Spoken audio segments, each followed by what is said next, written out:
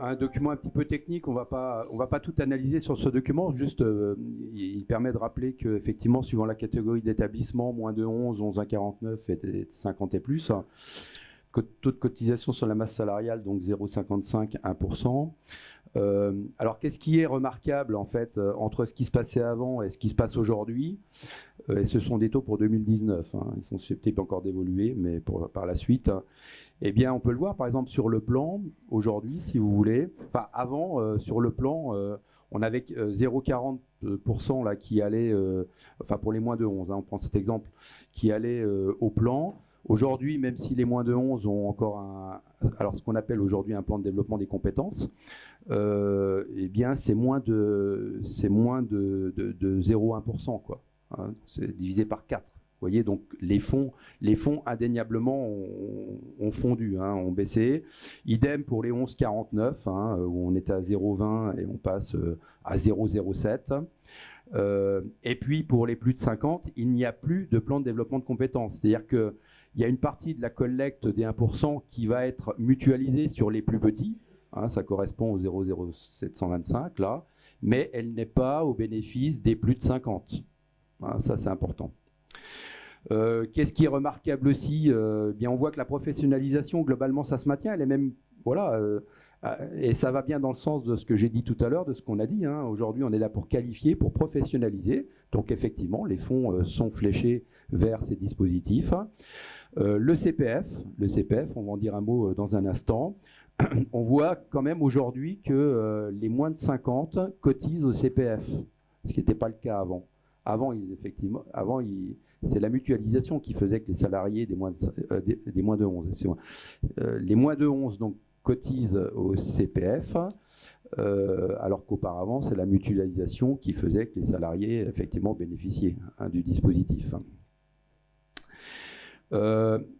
La dernière ligne, péréquation FC, ça c'est France Compétences. Alors vous voyez, hein, alors ça ne touche pas les moins de 11, mais les plus de 11, eh bien on a 0,60%, donc 60% de la collecte qui part vers FC, c'est France Compétences. Alors on va voir que France Compétences, c'est l'organisme qui a été créé par l'État pour gérer l'apprentissage, pour gérer le financement de l'apprentissage. Donc, tout à l'heure, je vous disais, hein, le plus gros de la collecte va sur l'apprentissage, on le constate ici. Ça évoque la diapo suivante, c'est-à-dire que là, on voit bien que 60% des fonds remontent directement à France Compétences, qui est l'organe décisionnel sur les orientations et le fléchage des fonds de la formation professionnelle. Alors, évidemment, le système de collecte, il a été modifié. Avant, on avait des OPCA et on s'adressait donc à Opcalia, en l'occurrence pour nous, pour la formation de nos salariés. Alors, je précise tout de suite, hein, pour 2019, on continue à s'adresser à Opcalia. Hein, on est en période transitoire, mais ça n'est que transitoire, puisque à partir de 2020, eh bien, on sera dans un autre environnement, et Opcalia, ben, ça s'appellera peut-être plus Opcalia, ça je ne sais pas. En tout cas, voilà, nos interlocuteurs vont changer. On passe donc d'un système d'OPCA à un système d'OPCO, opérateur de compétences. Ces OPCO, on n'a pas trop de temps d'entrer dans le détail, mais il y en a 11. Notre branche a été rattachée à un l'OPCO FIMO, hein, l'OPCO à forte manœuvre ajoutée.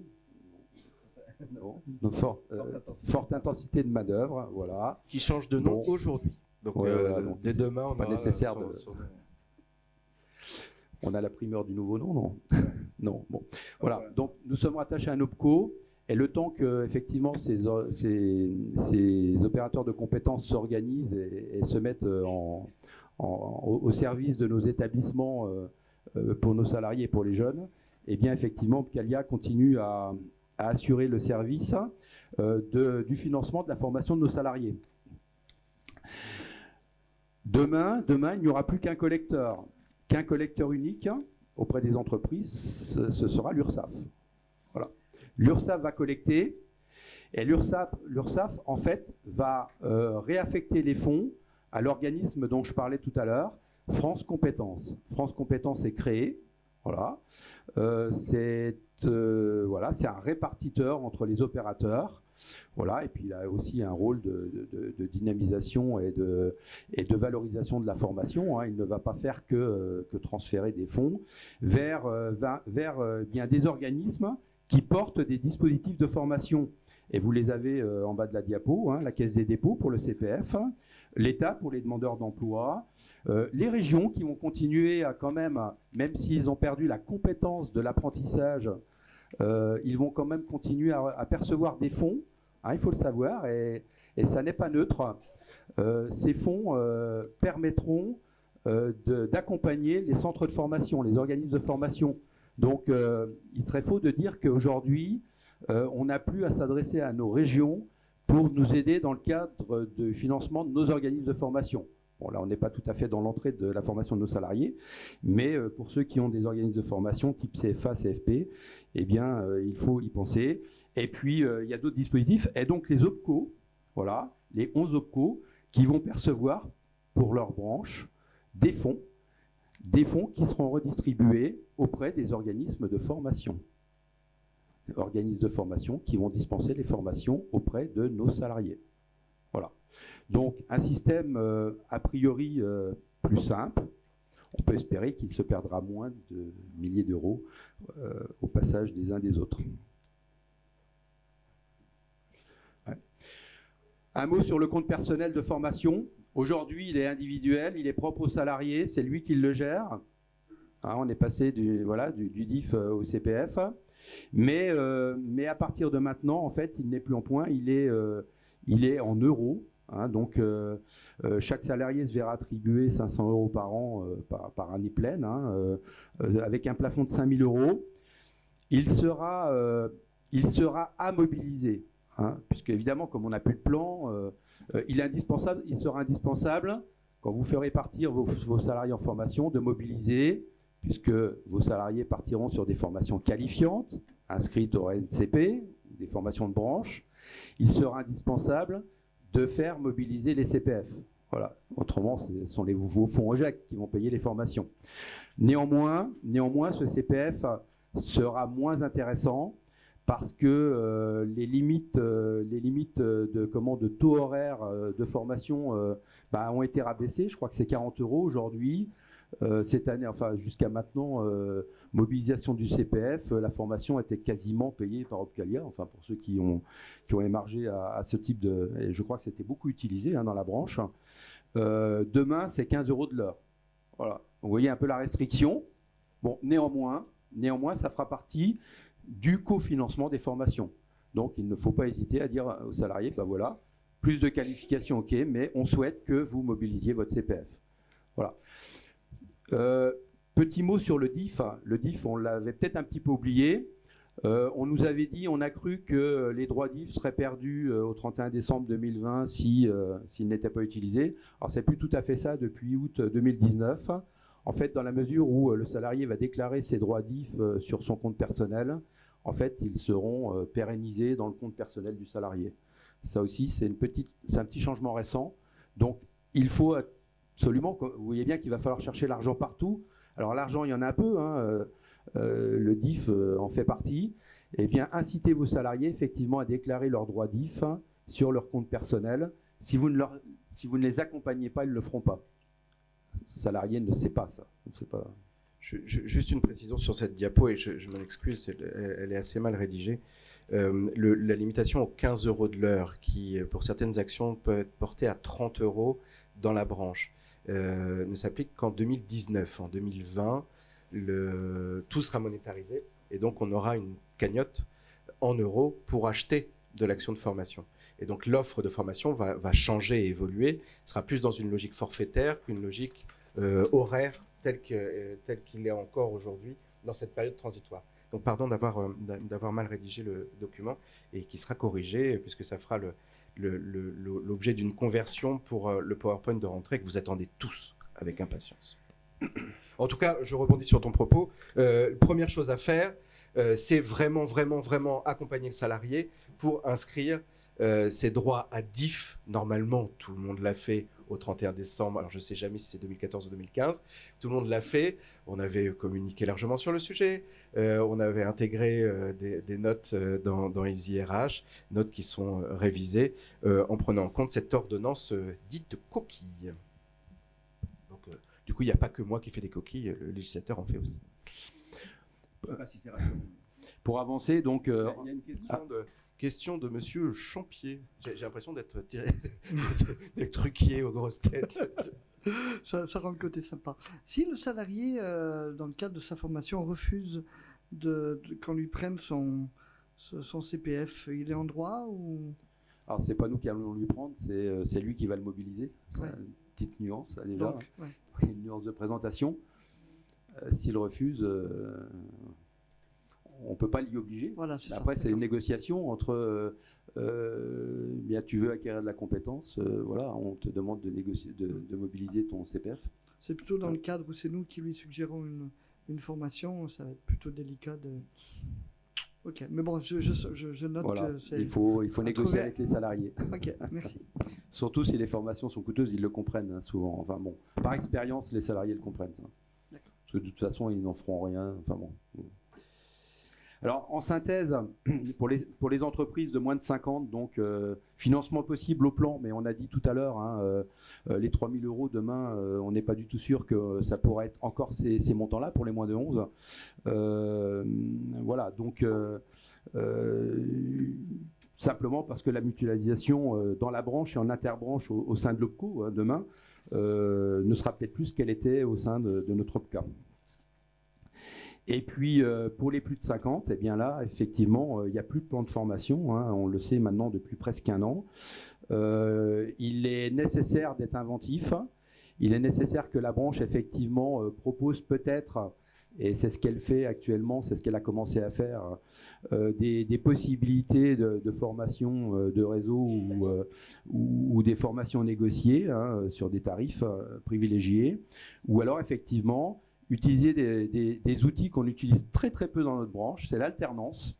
Voilà. Alors, c'est toute l'ambiguïté de notre branche, c'est-à-dire qu'on a un certain nombre à former des apprentis, mais on forme les apprentis pour les autres. Et par contre, on n'a pas la culture de former nos salariés en embauchant des apprentis. Voilà, on n'a pas cette culture, ou très peu. Hein. C'est dommage. En tout cas, c'est un levier qu'il ne faudra pas négliger. Alors, c'est alternance contrat pro, hein, suivant l'âge, hein, je l'ai dit tout à l'heure, ou le ProA, voilà.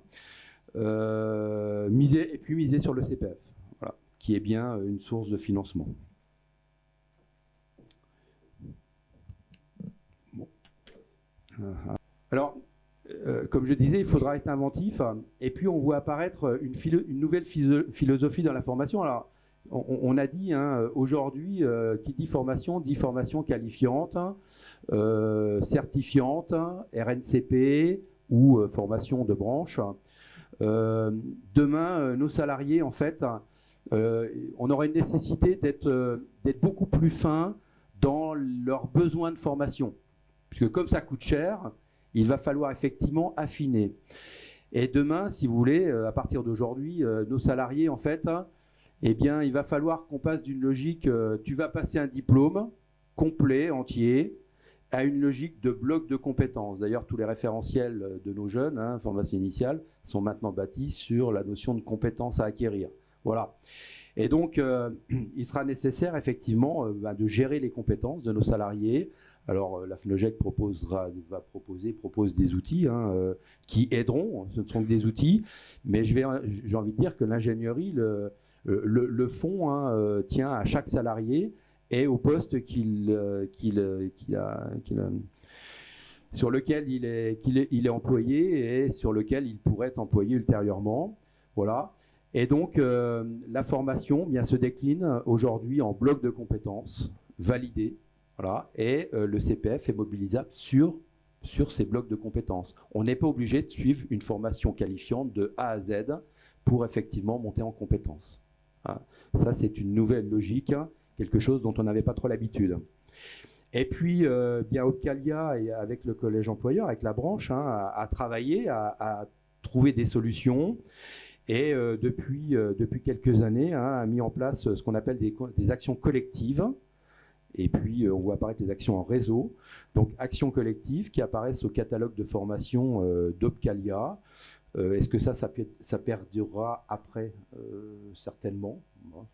On peut l'imaginer. En tout cas, ce sont des dispositifs qui sont quand même très intéressants d'un point de vue budgétaire, puisque, effectivement, toutes les actions collectives sont financées à 100% pour les frais pédagogiques, pour les moins de 50. Et pour les plus de 50, c'est une participation qui est donc capée à 2 000 euros. Voilà, donc aujourd'hui, j'ai envie de dire que c'est ce qui peut permettre à nos salariés de partir en formation depuis qu'on n'a plus de plan. Alors évidemment, nous sommes contraints par un listing des formations. Aujourd'hui, 27 thématiques dans un catalogue qu'on appelle cœur de métier. Et puis, on a un certain nombre de formations dites plus transversales, si vous voulez, ou interprofessionnelles. Ces thèmes de formation, ces besoins de formation, en fait, sont remontés du terrain. Et là, comme Jean-René faisait appel tout à l'heure à votre plume, c'est vrai que c'est intéressant de travailler avec le national, avec la branche, parce que c'est vous sur le terrain qui savez de quoi vos salariés ont besoin pour que nos établissements fonctionnent bien. C'est vous, ce sont les chefs d'établissement. Et il s'agit de répondre au plus près du besoin de nos établissements. C'est bien ça la logique qui sous-tend au niveau dispositif de financement de formation. On passe rapidement, vous les connaissez, je suppose, 27 actions. Je crois qu'il y a 3-4 ans, il devait y en avoir 5 ou 6 peut-être. Enfin, il y a une grosse montée en puissance. Et j'ai presque envie de dire que toutes ces actions-là proviennent de vos remontées à vous. Elles sont diverses et variées dans tout un tas de domaines nécessaires, indispensables pour le bon fonctionnement de nos établissements, pour l'accueil des publics divers, du handicap, l'école inclusive, enfin tout ça. Voilà. Tous ces dispositifs que l'enseignement catholique a à cœur de mettre en œuvre, en fait, eh bien, sont déployés dans les actions collectives. Juste un petit insert avant d'entamer les actions en réseau. Les organismes de formation et certaines des DEC, certains UDOGEC et UROGEC ont du mal à faire la distinction entre action collective et action en réseau. Donc on est à votre disposition avec Aurélie pour éclairer notamment vous éclairez vous et les organismes de formation. Parce qu'on nous demande des actions collectives alors qu'il s'agit des actions en réseau, etc. Juste une précision. Les actions collectives, c'est une problématique de financement. Les actions collectives sont financées sur des fonds venus de l'OPCA et venus des fonds de branches non utilisés. Nous avons, quand nous avons compris le système, on a créé ce catalogue enseignement privé, 27 actions, c'est-à-dire nous, on verse un précompte sur notre collecte à hauteur de 150 000 euros et on a un retour de financement à 1500%. Donc ce sont d'autres branches qui aujourd'hui financent ce catalogue enseignement privé. C'est-à-dire quand je disais qu'on est allé chercher de l'argent, c'est-à-dire que ça explique l'écart entre les 10 millions de collectes et les 20 millions de dépenses. Donc c'est là l'inquiétude, c'est de savoir si ce système-là va perdurer. Et donc l'objectif était de basculer un maximum dans ces actions collectives pour d'autres que nous le payent, puisque c'est le jeu du financement des fonds de la formation et le jeu des OPCA. Et lorsque des actions en réseau, ceux qui viennent véritablement de la base, c'est-à-dire on a un besoin de 2 ou 3 établissements, ont eu un succès, ils basculaient en action collective, c'est-à-dire qu'ils basculaient de la ligne budgétaire capitale compétence, c'est-à-dire notre conventionnel, le 0,1% de masse salariale, vers des fonds interprofessionnels non utilisés par les branches. C'est là où il y a eu des petites incohérences ou des incompréhensions, à telle enseigne que je vois là une action, où est-ce qu'il est? Je ne le vois plus. Personnel d'accueil, numéro 22. Je ne sais pas si vous voyez au fond de la classe. L'accueil du public a été un gros succès dans l'Île-de-France parce qu'il y a eu une mobilisation de l'UROGEC et des DDEC. Je ne sais plus combien de personnes ont été formées. C'est Ouais, et donc c'était mais plus que ça sur les 8 diocèses. C'était pas 200. Et donc on a basculé ça sur les fonds interpro de l'OPCO. Donc aujourd'hui, ça ne peut plus être pris en charge sur les actions en réseau, mais c'est pris en charge sur les actions collectives. Donc là aussi, il y a un peu de travail avec les OF pour qu'ils comprennent qu'il faut qu'ils se référencent auprès d'Opcalia pour répondre aux appels d'offres et les recevoir. Et donc effectivement, donc les actions en réseau, elles, qui émargent effectivement Capital Compétences. Alors c'est assez simple, effectivement, nous, organisations professionnelles, on a ce message-là auprès de nos adhérents, auprès des chefs d'établissement, c'est de leur dire, bien, vous avez un besoin de formation locale, votre voisin sur le territoire a ce besoin aussi. Voilà. Associez-vous 1, 2, 3 établissements et vous aurez du financement. Voilà, c'est aussi simple que ça. Donc effectivement, au sein des OGEC, attachés de gestion, président d'OGEC, etc., ce sont des messages qu'il faut relayer. Quand on s'associe en réseau, on peut être tout ou partie financé plutôt que d'utiliser des fonds propres OGEC pour faire une formation intra-établissement, comme on sait le faire. Hein. Alors effectivement, c'est plus difficile. Hein. Nos collègues nous disent oui, mais c'est compliqué à plusieurs, etc. Bah oui, c'est peut-être plus compliqué, mais aujourd'hui, vu la rareté des financements, bien, il est nécessaire effectivement de déployer des dispositifs un peu plus compliqués à mettre en œuvre. Juste, alors, complexité, on essaye mais c'est aussi grâce à vous de simplifier le dispositif administratif. On l'a vu alors avec Sophie et Hervé en Ile-de-France, avec le Morbihan. Aussi, on a essayé de simplifier le dispositif des actions en réseau et qu'il n'y ait qu'un seul établissement ou une structure tierce comme la DDEC ou l'UDOGEC ou l'UROGEC qui porte la formation et qui soit un architecte et qu'ensuite, en fait, la simplification soit poussée vraiment à l'extrême et que les établissements ne soient plus sollicités comme ils l'étaient auparavant, à signer des conventions, à identifier les personnes, etc. Et en fait, là, on a trouvé un système qui fonctionne bien et qui est simple. Par contre, il est simple en pratique, mais il peut être compliqué à mettre en œuvre si on ne va pas vers les bonnes personnes. Donc, encore une fois, je vous conjure, appelez Aurélie, c'est elle qui saura flécher les actions, les projets, vous accompagner pour mettre en place les dispositifs, pour voir si ce n'est pas en concurrence avec les actions collectives, voir s'il n'y a pas d'autres actions de financement. Et donc, surtout, passer par elle.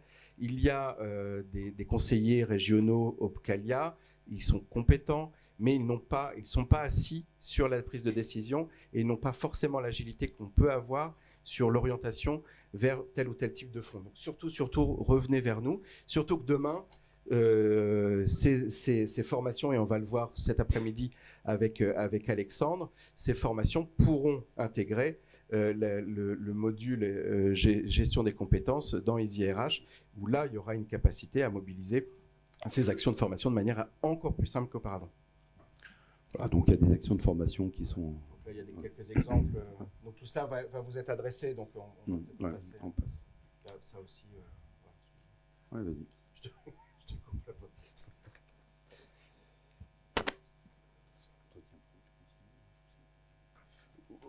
Ouais, l'entretien pro, il y a rien de neuf sous le soleil, à part peut-être les sanctions qui ont évolué et les obligations qui ont un peu changé.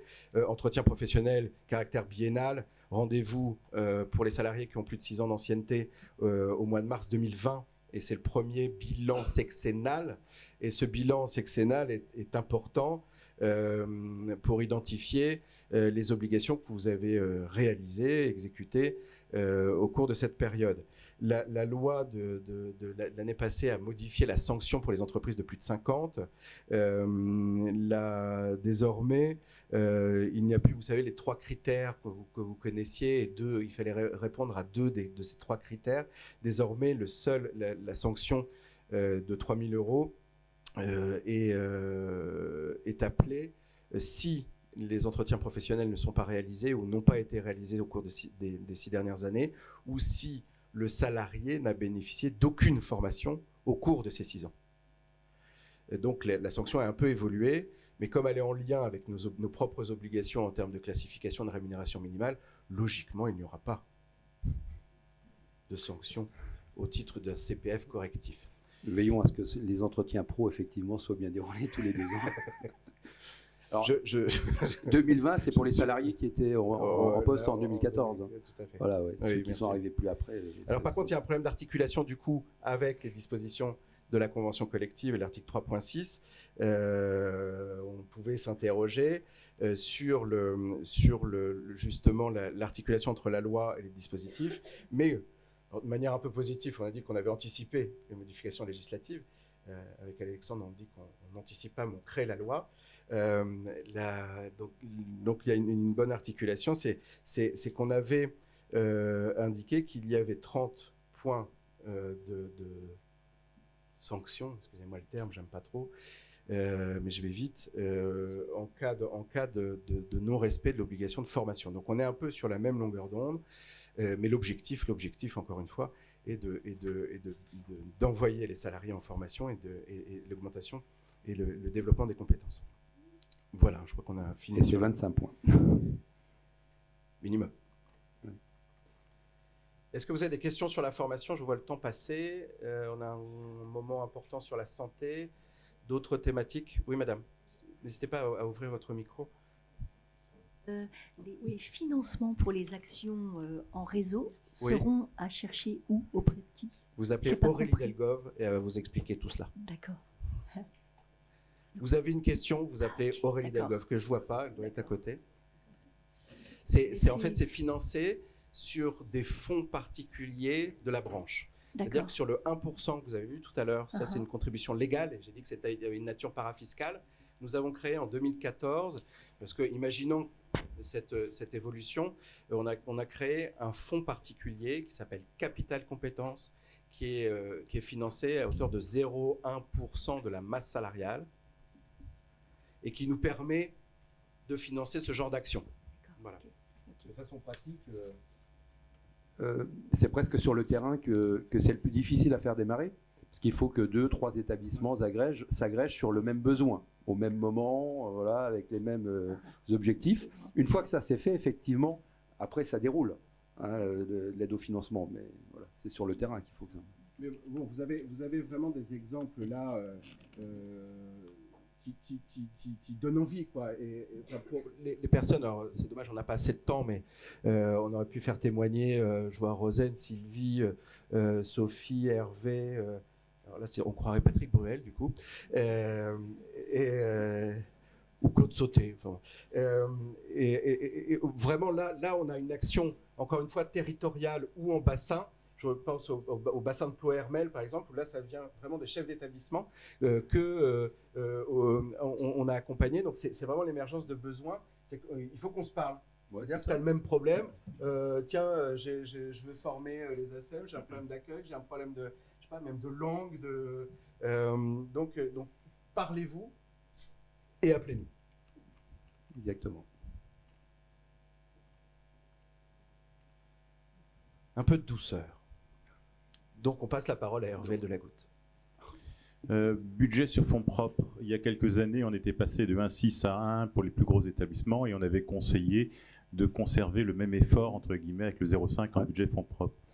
Là, si je comprends bien, on va élargir le besoin de fonds propres à peut-être l'ensemble des établissements.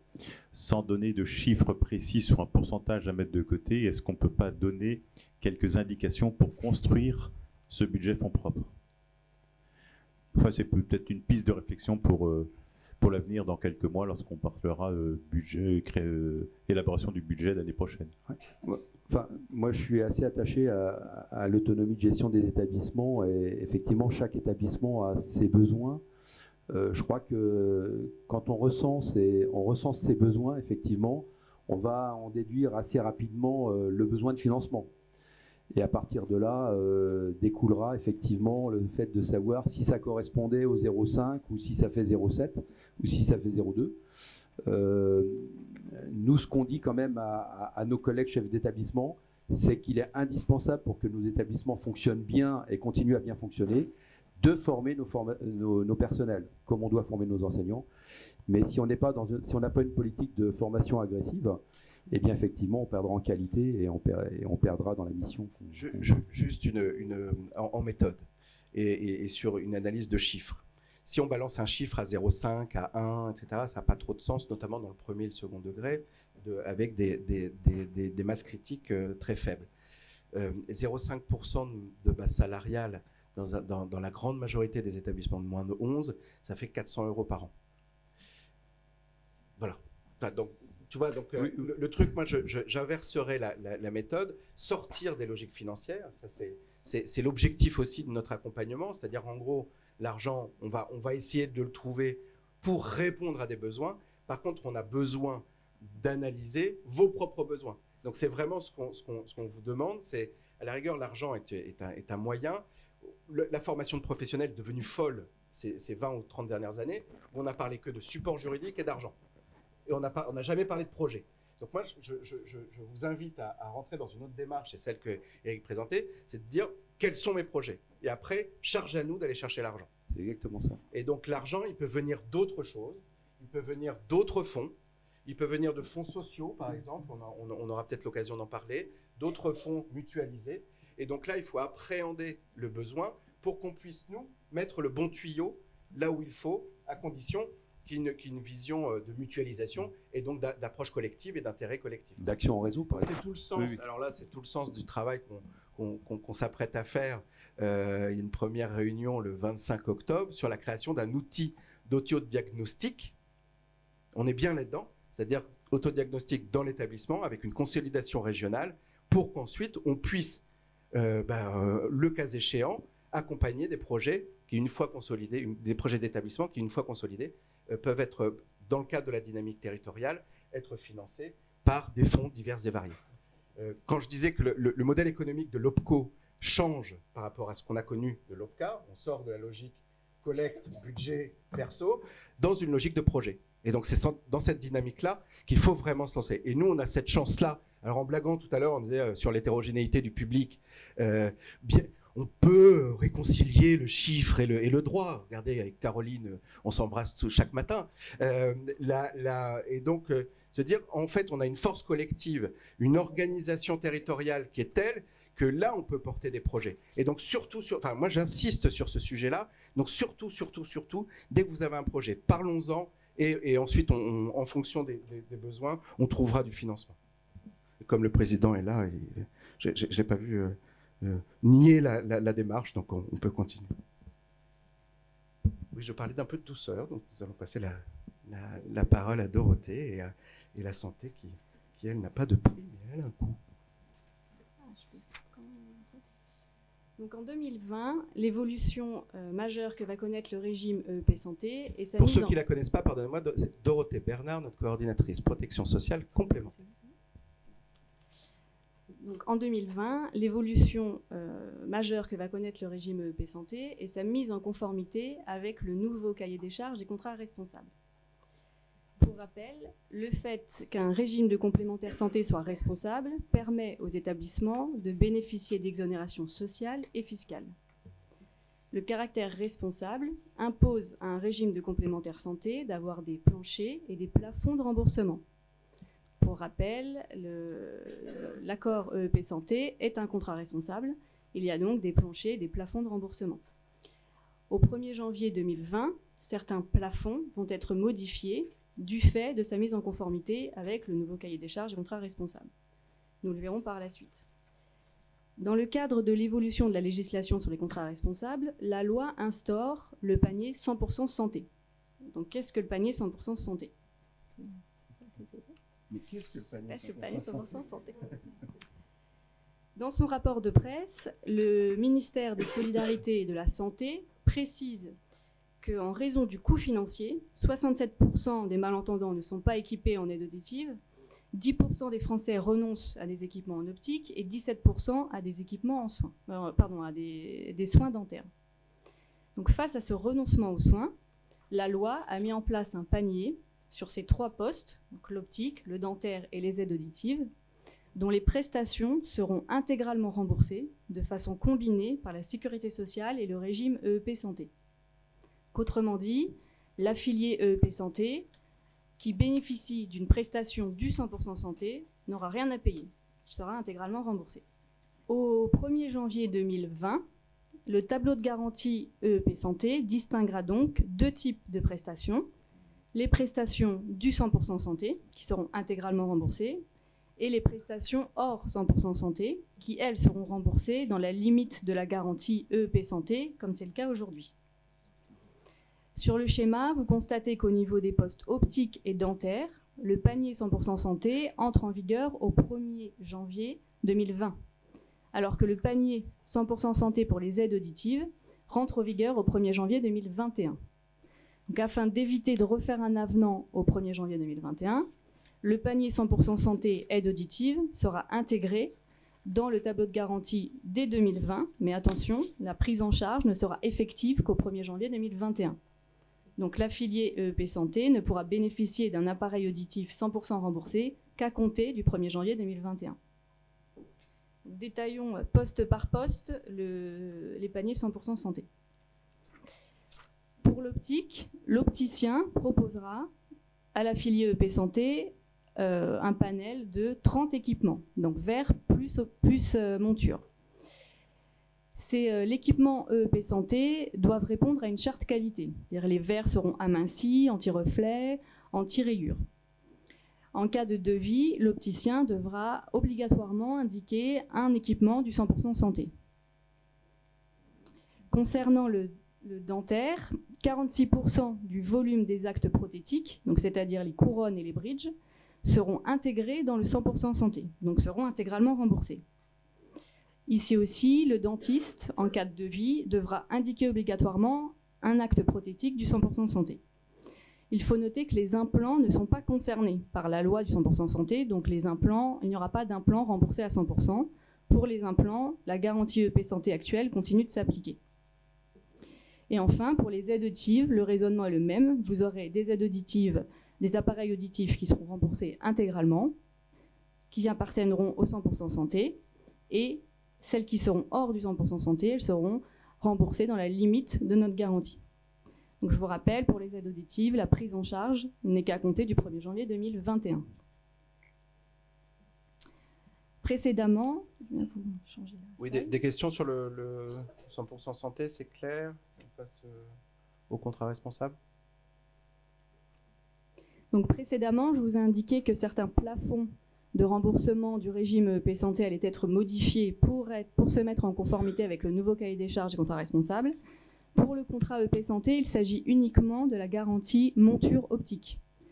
Aujourd'hui, un régime de complémentaire santé responsable peut rembourser au maximum une monture à hauteur de 150 €. C'est le cas de l'option 3. À compter du 1er janvier 2020, un régime de complémentaire santé responsable ne pourra rembourser une monture qu'à hauteur de 100 €. Donc l'option 2 et l'option 3 seront modifiées pour être à hauteur de 100 €. Il faut comprendre que l'affilié pourra mixer une prestation du 100% santé avec une prestation hors 100% santé. Par exemple, il peut prendre des verres qui seront dans le 100% santé, il sera intégralement remboursé, et une monture hors 100% santé, par exemple de 300 €. Et dans ce cas-là, au maximum, le régime EEP Santé remboursera 100 €. Il aura un reste à charge de 200 €. Donc voilà ce que je voulais vous dire concernant les évolutions à venir sur le régime EEP Santé. Oui, Elisabeth. Non, je demandais sur un fléchage des T'as prestataires besoin de d'un santé. accompagnement. Un fléchage, par exemple, il faut aller chez tel dentiste Attends 2021, ou tel par contre. opticien, ou est-ce que tout le monde sera obligé, n'importe quel dentiste, n'importe quel opticien, sera obligé d'appliquer ce que prévoira notre... Alors, tous les opticiens sont obligés d'appliquer le 100% santé. C'est une loi légale, donc qui concerne tous les régimes de complémentaire santé responsables. C'est ça, d'accord, parce qu'actuellement il y a des mutuelles autres que la nôtre, hein, d'ailleurs, qui n'appliquent que, enfin qui nous envoient vers certains dentistes ou certains opticiens ou certains. Alors là, c'est aussi médecins. les réseaux de soins, non? Parce que dans les réseaux de soins, oui, vous avez un reste à charge. Les deux, mais c'est vrai que c'est une question qu'on va forcément avoir. Mais là, oui, c'est tous les opticiens, les dentistes et les audioprothésistes qui devront proposer un équipement du 100% santé, d'où l'obligation de devis. D'accord, très bien. Ok. Et après aussi l'intérêt de faire un devis et de l'envoyer à l'assureur pour pouvoir voir le reste à charge. Oui, c'est ça. Donc il vaut mieux expliquer, oui, ça, s'y prendre un peu en avance et puis faire un devis. Ok, merci. Monsieur. Bonjour. Si on prend l'exemple de la diminution du plafond pour le remboursement de la monture, est-ce qu'il va y avoir un alignement des conditions de remboursement entre l'option 2 et l'option 3, parce que 100 €, c'est à peu près le montant de l'option 2, je crois, de mémoire, ou est-ce que en fait, l'abaissement va être proportionnel sur chaque option? Alors, pardon? À des cotisations, non.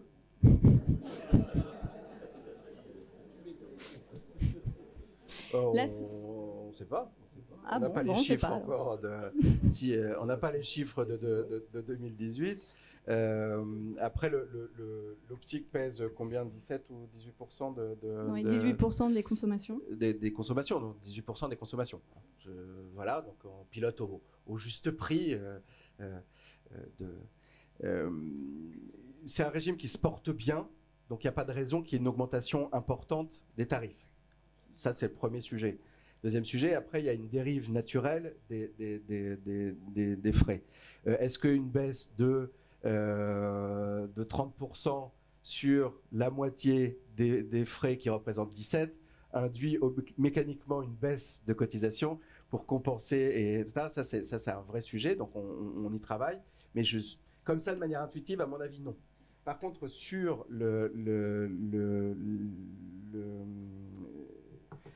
sur l'option 1 et l'option 2, nous avons décidé lors de la commission de février dernier de travailler différemment la grille, et donc Dorothée va vous le dire, c'est que là c'est plutôt une bonne nouvelle, c'est-à-dire qu'il n'y a pas d'abaissement, il y a plutôt une hausse de remboursement. Puisqu'aujourd'hui, pour les options 1, enfin le socle, les options 1, le remboursement maximum c'est 150 € pour la monture. Et donc, au 1er janvier 2020, ce sera 50 € pour le socle, ça ne change pas, et 75 € pour l'option 2. L'option 1, pardon. Et 100 € pour l'option 2 et 100 € pour l'option 3. Donc, de fait, il n'y aura plus d'écart entre l'option 2 et l'option 3 sur les forfaits optiques. Oui, c'est sur la monture. Mm. Et sur une partie des verres. Est-ce qu'on devra faire signer des avenants aux salariés par rapport à ce que vous êtes en train de nous dire? Non. Non, pas besoin? Non, là c'est vraiment mécanique. Il y a des dispositions légales qui sont intégrées dans les contrats d'assurance. D'ailleurs, cette adaptation pèse sur les assureurs au 1er janvier 2020. Donc c'est ce que je disais tout à l'heure. Les assureurs modifient avec notre accord le contrat d'assurance. Le tableau de garantie et seulement le tableau de garantie est modifié. Donc il n'y a pas. Donc tout ça est mécanique et c'est prévu dans les conditions générales que dès lors qu'il y a une modification législative, on adapte les tableaux de garantie en application stricte des dispositions. Et là, comme il y a une avancée sociale sur décision de la commission paritaire, avec une remontée notamment de l'option 2 sur les montures, il n'y a pas de raison, effectivement, d'informer les salariés. Mais eux, ils recevront de toute façon une lettre avenant dans le cadre de l'option 2, qui est facultative. Hein, donc, et là, c'est la relation avec l'assureur, ce n'est pas l'employeur qui gère cette relation. Est-ce qu'on va avoir prochainement les tableaux de garantie? Parce que je trouve que ces plafonnements de prise en charge, j'entends bien le contrat responsable, etc., et le panier de soins 100% santé, mais ça pose des questions d'adhésion à une option, leur coût, et il y a peut-être des calculs à faire, et plus tôt on aura les tableaux de garantie, etc., puisqu'on la date limite, je crois, pour baisser d'une option, c'est octobre-novembre, incessamment sous peu. Est-ce qu'on aura bien tous ces éléments rapidement? Objectif le 15 octobre. Merci. C'est un objectif. Donc remercie pas tout de suite non plus. De l'intention en tout cas. Je serai relancé. je compte sur toi. On va peut-être faire un tour rapide sur la prévoyance. Donc la difficulté également sur la détermination du taux pour l'année prochaine, hein, compte tenu de l'impossibilité de se réunir. Là aussi, les décisions ne sont pas prises encore, mais on peut imaginer que les taux de l'année passée seraient reconduits. Donc du 0,8 de mémoire, Dorothée, vous m'aidez si je dis trop de bêtises, du 0,8 pour les établissements pour les enseignants et du 1% pour les non-cadres et du 1,50 pour les cadres. Juste un point de technique. Dorothée a retravaillé le dispositif dans EasyRH pour rendre plus fluide les déclarations d'arrêt maladie et le calcul d'indemnité journalière complémentaire. Donc dans le cadencement, je ne sais plus quand est-ce que ça sera mis en œuvre. Prochaine mise à jour. Donc c'est... Très bien. 15 jours. Laissez 15 jours à Alexandre et Frédéric et travailler. Les choses sont calées. Très bien. Donc un peu plus fluide, un peu plus ergonomique, plus rapide. Et donc ça va sans doute révolutionner aussi notre façon d'aborder le sujet. Une possibilité de calcul des indemnités journalières complémentaires, du montant de la Sécu, calibrer ses engagements en termes de subrogation. Donc pour nous, c'était un engagement fort suite à la négociation qu'on a eue en 2015 et en 2017 sur ces sujets-là. Donc surtout, utiliser EasyRH ou les logiciels de paye qui intègrent ces développements. S'il vous plaît, juste une petite chose. Vous parlez de 0,8 pour les enseignants. J'ai vu une note dernièrement que vous avez écrite, et je vous en remercie, sur le fait qu'aujourd'hui les bulletins de paye des enseignants ne passeront plus par les établissements scolaires. Est-ce que vous en savez un peu plus aujourd'hui? Alors vous anticipez mon propos, mais merci pour la transition. Effectivement, on a cette problématique, hein, on s'est ouvert devant vous largement. On a une double problématique. D'une part, le calcul tout simple d'une cotisation et l'appel de celle-ci. C'est-à-dire que c'est formidable, on a un taux, c'était un peu le sens de votre propos, on a un taux, mais on n'a pas d'assiette, ce qui est pas très satisfaisant pour un appel de cotisation. On a une autre problématique qui est la CSG-CRDS et le paiement de celle-ci. Alors je fais un lien qui n'est pas forcément évident, mais en tout cas, on essaye de traiter les deux sujets en même temps. Je n'ai pas de nouvelles fraîches à vous délivrer. En tout état de cause, Yann Diraison, que vous connaissez, alors il est délégué général ou adjoint au secrétaire général, a vu le MEN et le DAF, du ministère de l'Éducation nationale. Et visiblement, on est en bonne voie pour que nous récupérions l'ensemble des masses salariales des établissements de France, pour qu'ensuite on l'intègre dans une base de données avec une concaténation de fichiers des assureurs pour vérifier qu'entre la masse salariale et la cotisation appelée des années précédentes, il n'y ait pas d'erreur et de difficultés. Ensuite, on puisse vous mettre à disposition cette base de données pour que vous puissiez éditer vos appels de cotisation au regard de la masse salariale N-1 qu'on aura reçue de chaque rectorat. Grâce à cela, vous pourrez faire votre appel de cotise. On va essayer de trouver un système par voie d'API, c'est-à-dire de partage informatique de données, pour que cet appel de cotisation soit adressé directement à l'assureur qui est identifié dans l'autre fichier, le fichier client de l'ensemble des assureurs qu'on a par ailleurs, et donc de vous simplifier et fluidifier la vie sur ce dispositif un peu particulier, qui est celui de particulier avec beaucoup de guillemets, tout particulier, avec une nature un peu hybride, et donc qui ne rentre pas dans les cases de DSN, etc., mais c'est notre richesse, hein, que d'être hybride. Et donc il faut qu'on trouve des solutions, parce qu'on ne peut pas avoir un dispositif qui entraîne en plus d'un contentieux de masse ou des redressements URSSAF, des difficultés administratives telles. Donc, on continue comme on a fait ces 2 dernières années, c'est-à-dire qu'on maintient l'appel de cotisation sur la masse salariale connue. Et dès qu'on a la masse salariale de chaque établissement qu'il faut convertir entre le RNE et le SIRET, hein, d'où le rapprochement de fichiers que j'évoquais, eh ben on vous le fera savoir. Et sans doute que ça se fera par lots successifs. Et dès lors qu'on a les fichiers, dès lors qu'on a de la masse salariale, dès lors qu'on a la cotisation N-1, on peut délivrer le quitus de CSG-CRDS assez facilement. Et vous irez sur le portail allez retirer votre quitus immédiatement plutôt que de passer par Dorothée, qui aujourd'hui fait ça assez rapidement, mais à terme, on aura des difficultés de production industrielle des kitty, hein, si on est latiniste. Et donc, du coup, dans la fluidité, dès lors qu'on a l'information, vous pourrez sortir l'appel de cotise et le quitus de CSG-CRDS pour les années passées. Parce qu'il y a quelque chose qui serait plus simple, c'est qu'ils payent eux-mêmes, l'État. Pardon, j'ai rien dit. Oui. Mais lui, il n'a pas signé la convention créant le régime. Oui. J'ai juste aussi une autre remarque à faire concernant ces fameux salariés, enfin les salaires enseignants rectorat. C'est que nous, on est confrontés, c'est qu'on a des salariés multi-employeurs et pour lesquels, en fin de compte, les salaires de l'État rentrent en compte dans le calcul des cotisations. Donc là, on ne pourra plus et on aura, sauf si effectivement le salarié accepte de nous remonter les salaires du rectorat, sinon on ne pourra plus le faire.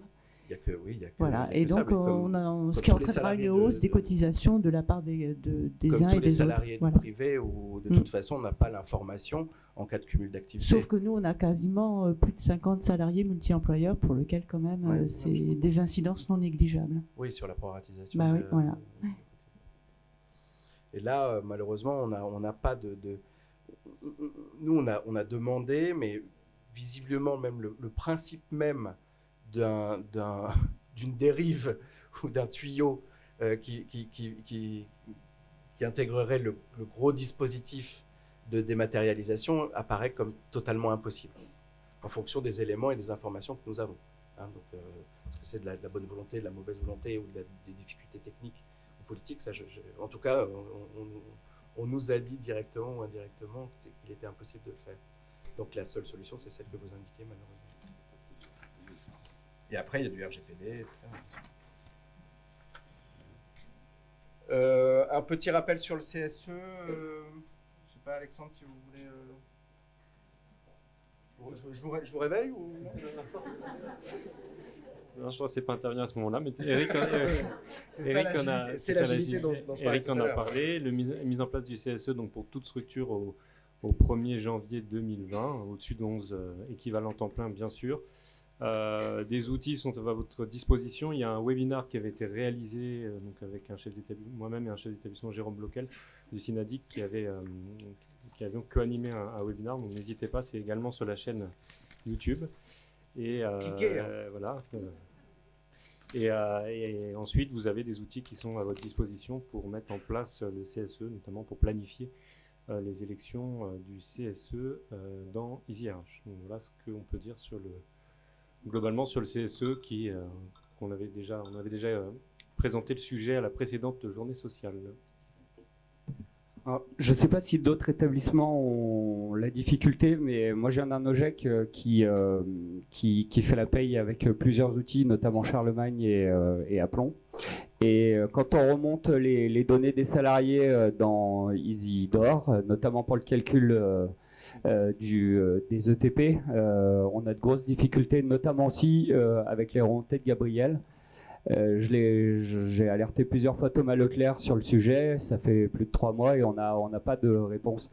De même que quand on remonte les salariés, les contrats sont créés de multiples fois dans EasyDor.